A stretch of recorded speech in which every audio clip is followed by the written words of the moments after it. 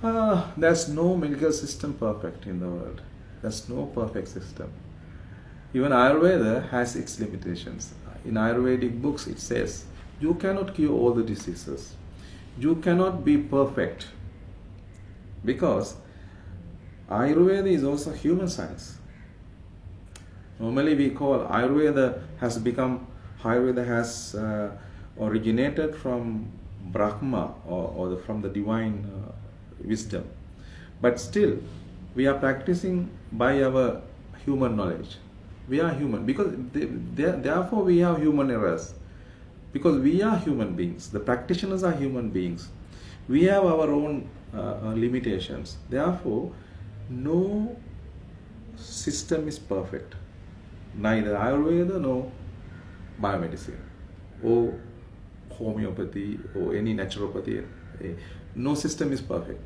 Therefore, I believe strongly to give a perfect healing, you should have some kind of integrated system. Sometimes Ayurveda can complement Western medicine. Western medicine can complement Ayurveda. Therefore, if in some cases Ayurveda and allopathy or Western medicine can work together and get the maximum benefit to the patient, because Ayurveda does not speak of, like propagating the system.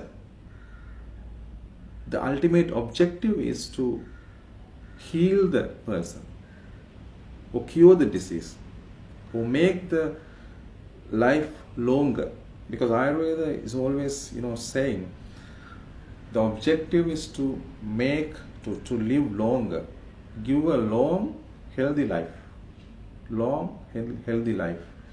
Therefore, to achieve that objective, you can work with anybody, you can work with any system.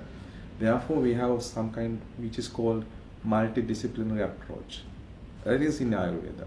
Because before Western medicine came to the scene, Ayurveda has worked with many systems like yoga, astrology, right? All those are like multidisciplinary approach. Now, sometimes Ayurveda has incorporated yoga to healing, and also Ayurveda has got the help from astrology, sometimes from some kind of exorcism, or from some sorcery, right? Because Ayurveda has that approach to work together. Therefore, there's no problem working with allopathy. Sometimes we have experience working with allopathy because we have done some kind of integrated research in this, which is called multidisciplinary approach. That is something very, it's a political situation. It's a very political situation because it is the politics of medicine, right? Because by one night you can change this system. Government can decide, right? That's why Ayurveda is now entertaining some kind of a second level profession in Sri Lankan society. It's like not the highest is not enjoying the highest level as the Western practitioners do. That is something very, I look at that problem as a political problem. Because national system is very much dominated by allopathic system. Therefore, the people also, they have some kind of it's like their acceptability is also towards the Western medicine.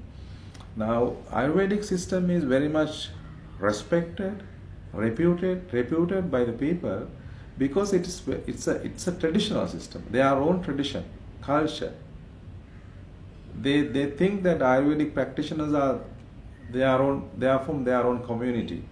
They don't have the sense of otherness.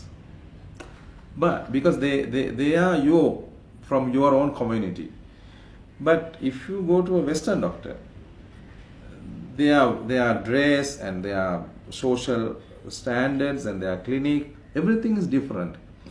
Then people have this sense of otherness. Then they can make money very easily because most of the practitioners also have some kind of outside feeling, right? They don't treat the people as their own people. There's something very very very psychological, sociological and psychological problem. uh, People, now as you experienced, the doctor returned your money because that doctor could not help you. It is the best example, because they are not having that kind of a money, earning what is called earning, craving for earn money. They it's like value based, humanistic, very, it's not commercially driven system. It's very culture based, culture oriented, value based system. They always consider the patient or as human beings. They don't look at them as cases, or they don't look at them as who is giving some money to them.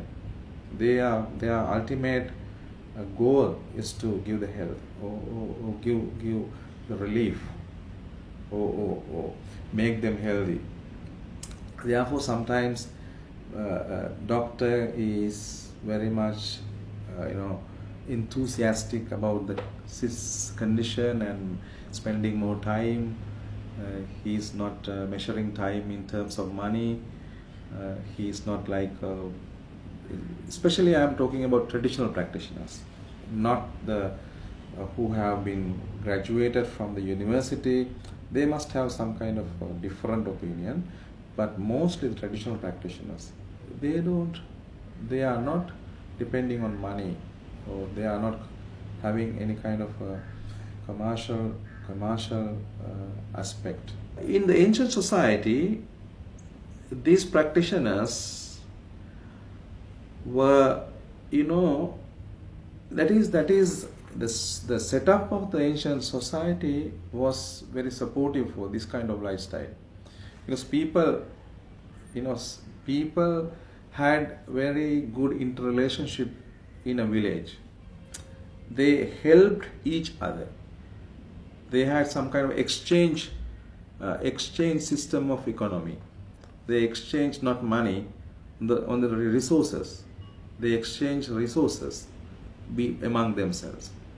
They had many natural resources. Now, for an example, for making medicine,